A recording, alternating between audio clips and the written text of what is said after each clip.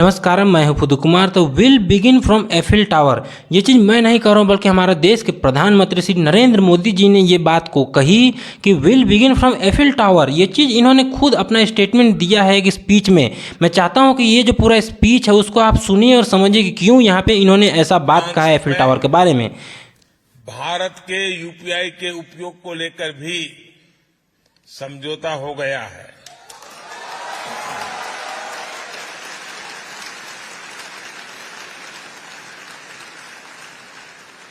अब मैं तो समझौता करके चला जाऊंगा, आगे बढ़ाने का काम आपका है।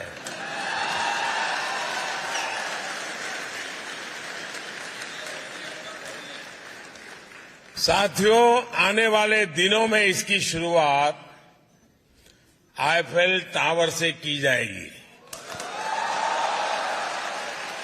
यानी अब भारतीय टूरिस्ट मोबाइल ऐप के जरिए आईफेल टावर में रुपये में भुगतान कर पाएगा।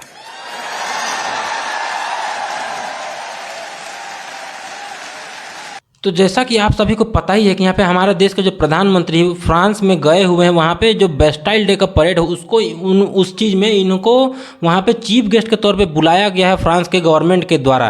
तो उसी में ही इन्होंने एक कार्यक्रम रखा था जिसमें कि जो इंडियन जो वहाँ पे फ्रांस में रहते हैं उन्हीं बीच में ये जो स्पीच दे रहे थे, उसी बीच में इन्होंने क्या कहा, आप जैसा कि वीडियो में आपने देखा कि ये जो यूपीआई का जो ट्रांजैक्शन है, यूपीआई का जो यूज़ है वो फ्रांस में भी अब ये पॉसिबल हो पाएगा। और सबसे पहले यहाँ पे स्टार्टिंग कहाँ पे होगा, यहाँ पे जो एफिल टावर है ये एक बहुत ही इंपॉर्टेंट जगह है फ्रांस का, जहाँ पे टूरिस्ट लोग बहुत सारे लोग आते हैं। खासकर यहाँ पे इंडियन लोग तो एकदम जमावड़ा ही लगा हुआ रहता है। और यहाँ पे होता क्या था मैं आपको बताता हूँ पहले कि यहाँ पे अगर आपको टूरिस्ट के तौर पे जाना है तो सबसे पहले आपको इंडियन करेंसी जो है, यहाँ पे इंडियन करेंसी उसको या तो आपको यूरो में कन्वर्ट करवाना पड़ता था या तो आपके पास डॉलर है, तो इस चीज़ से भी आप यहाँ पे टूरिस्ट के तौर पे यहाँ पे पैसा को खर्च कर सकते थे। लेकिन इस बार जो नरेंद्र मोदी वहाँ पे जो स्टेटमेंट दिए उसके आधार पे अब यहाँ पे क्या होगा कि हम लोग यूपीआई से ट्रांजैक्शन कर सकते हैं।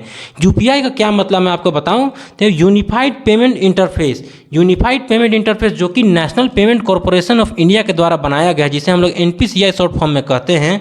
तो यहाँ पे यूपीआई में क्या होता है, देखिए पीयर टू पीयर ट्रांजैक्शन, मतलब कि पर्सन टू पर्सन ट्रांजैक्शन भी कर सकते हैं। और यहाँ पे पीयर टू मर्चेंट ट्रांजैक्शन मतलब कि पर्सन टू मर्चेंट ट्रांजैक्शन, मतलब जैसे कि अगर मैं एग्जांपल में अगर बताऊँ तो मैं एक इंसान हूँ और मैं किसी दूसरे इंसान को भेजना चाहता हूँ पैसा, तो उसमें उसको सीधे तौर पे मैं उसके बैंक अकाउंट में ट्रांसफ़र कर सकता हूँ। ये चीज़ पॉसिबल हो पाया सिर्फ और सिर्फ यूपीआई के द्वारा। और वहीं पे अगर मैं कोई दुकान वाला के पास भेजना चाहता हूँ जो कि दुकान का अकाउंट है पूरा उसके पास, जो कि पूरा मर्चेंट अकाउंट जिसको कहते हैं, उसके पास में मैं जाके कुछ भी सामान अगर मुझे खरीदना है तो मैं उस चीज़ को बड़े ही आसानी से ये यूनिफाइड पेमेंट इंटरफेस से ही मैं ये चीज़ पॉसिबल हो पाया है।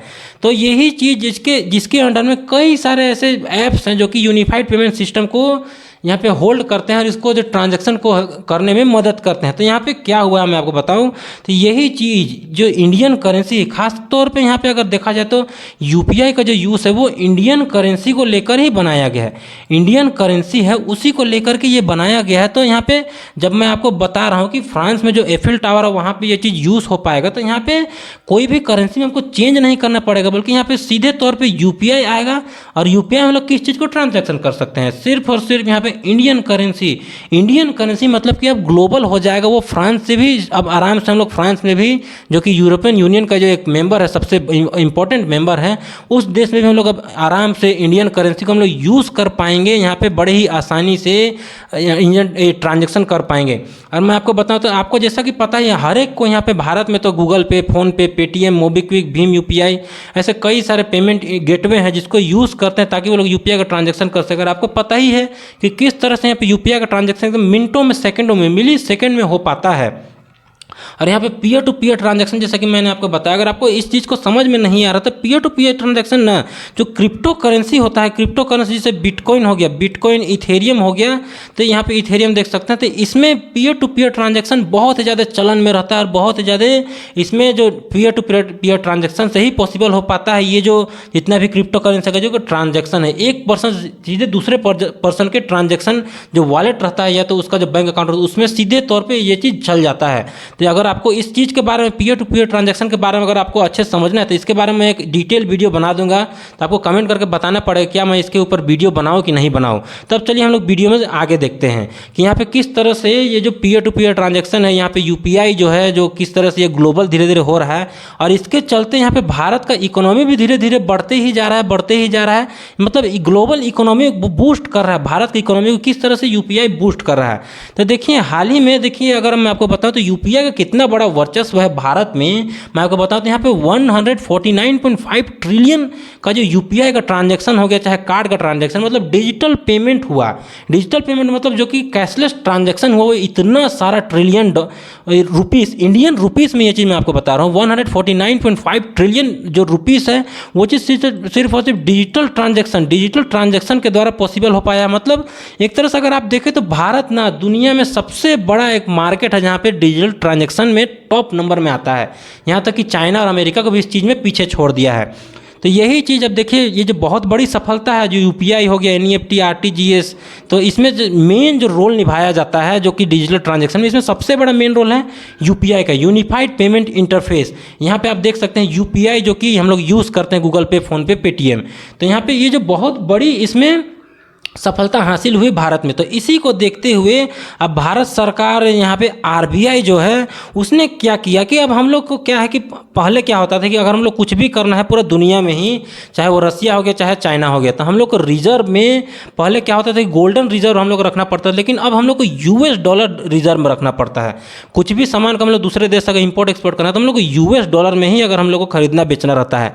लेकिन अब यहाँ पे भारत सरकार और आरबीआई का क्या कहना है कि नहीं, अब हम लोग इस चीज़ पे ऊपर निर्भरता नहीं रहेंगे, क्योंकि आपने देखा ही होगा किस तरह से ईरान इराक में जब वहाँ पे यूएसए से कुछ अनबन हो जाता है तो ये लोग बैन कर देता है डॉलर को, जिसके चलते वहाँ का पूरा इकोनॉमी ही पूरा बर्बाद हो जाता है। लेकिन हम लोग उसी चीज़ को सीखते हुए अब भारत सरकार का क्या है कि एक नया पॉलिसी लाया गया है जिसमें कि प्रोमोट किया जाएगा इंडियन रुपी को प्रोमोट किया जाएगा। और यहाँ पे कोई भी ट्रांजैक्शन हो, चाहे वो तेल खरीदना हो, चाहे वो तेल साबुन कुछ हो खरीदना दूसरे देश से, एक देश से दूसरे देश में अगर हमको खरीदना पड़ेगा तो हम लोग अब सीधे इंडियन रुपी से ही ट्रांजैक्शन कर पाएंगे।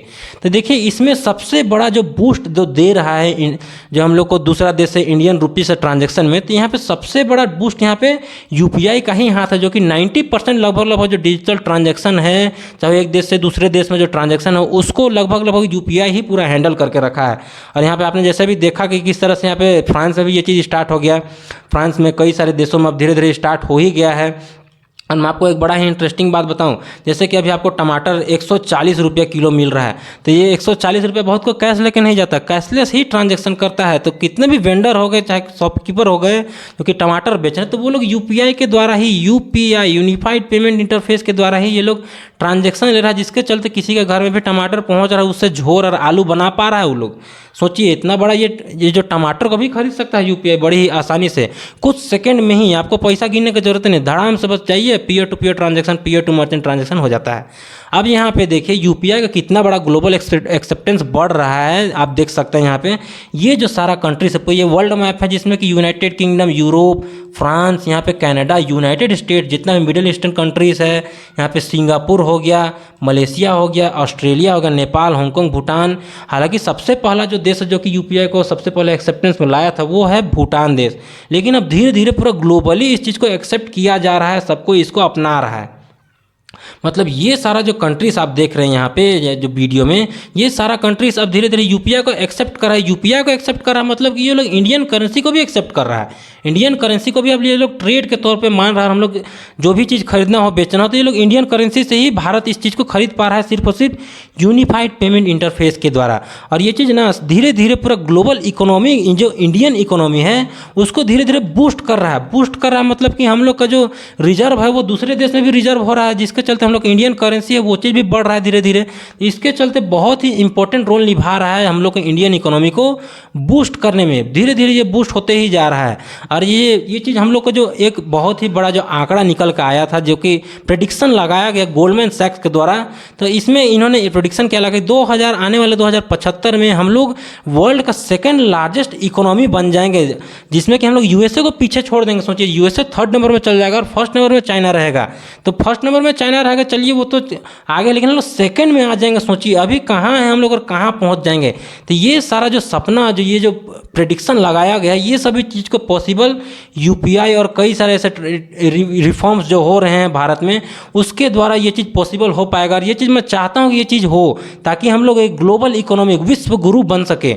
ये चीज़ होना ही चाहिए, होना ही चाहिए, तो होना ही चाहिए। इस चीज़ को भारत सरकार, हम लोग जो आम पब्लिक है, ये चीज़ को हम लोग पॉसिबल जरूर आने वाले दिनों में ये चीज़ जरूर करेंगे। 2075 के आने वाले, उससे पहले भी 2060 में ये चीज़ पॉसिबल कर ले हम लोग, कौन जानता है। और यहाँ पे एक बड़ा ही इंटरेस्टिंग बात मैं बताऊँ, जैसा कि आप सभी को पता है कि पीएम नरेंद्र मोदी यहाँ फ्रांस में गए हुए हैं, तो वहाँ पे उनको एक फ्रांस का हाईएस्ट अवार्ड जो मिला है, वो ऑनर से उनको ऑनर किया गया है, जिसका नाम है Grand Cross of the Legion of Honour. मतलब ये सबसे बड़ा सर्वोच्च पुरस्कार फ्रांस का जो मिलता है, इस चीज़ को यहाँ पे नरेंद्र मोदी जी को मिला है। हालांकि यहाँ पे नरेंद्र मोदी जी को कई सारे से पुरस्कार मिला है, पापुआ न्यू गिनीना हो गया, यहाँ हाल ही में इजिप्ट में मिला था, यहाँ पे यूएई में मिला है। सर्वोच्च पुरस्कार एक तरह से भारत में किस तरह से भारत रत्न मिलता है, उसी तरह से ये सारे देश इनको ये जो पुरस्कार, ये सब चीज़ दे रहे हैं। बहुत ही गर्व की बात है कि भारत के एक प्रधानमंत्री को इतना बड़ा बड़ा पुरस्कार, वो भी दूसरे देश में, फिरंगी के देश में, ये चीज़ पॉसिबल हो पाया है। और ये जो प्रेडिक्शन मैं आपको बताया कि 2075 तक ये चीज़ होगा, तो मैं चाहता हूँ कि आने वाले दिनों में 2075 तक, तो मैं चाहता हूँ कि ये चाइना को भी सरपास करके वर्ल्ड का first largest economy bye GDP बन जाए भारत। ये चीज़ मैं भगवान से दुआ करता हूँ, और आप सभी भी ये चीज़ को दुआ कीजिए। Thank you for watching this video, और मेरे तरफ सभी व्यूअर्स को भगवान आपको हमेशा खुश रखे और स्टे हेल्दी।